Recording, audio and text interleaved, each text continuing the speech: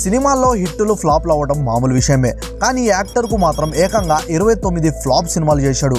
కానీ అతని ఆస్తులు మాత్రం 280 కోట్లు. మరి నెలకు 30 లక్షలు సంపాదిస్తున్నాడు. చాలా మంది అతన్ని ఫ్లాప్ యాక్టర్ అని ముద్ర వేశారు. మరి ఆ ఫ్లాప్ హీరో ఎవరో మీకు తెలుసా? ఎవరో కాదు, మిస్ వరల్డ్ ఐశ్వర్య రాయ్ భర్త, బాలీవుడ్ బిగ్ బి కుమారుడు అభిషేక్ బచ్చన్. ఫ్రెండ్స్, అభిషేక్ బచ్చన్ 2000 సంవత్సరంలో రెఫ్యూజీ అనే సినిమాతో హీరోగా ఎంట్రీ ఇచ్చాడు. కానీ అతని కెరియర్ నిరాశతోనే సాగింది. ఇప్పటి వరకు అభిషేక్ బచ్చన్ 50 సినిమాల్లో నటించాడు.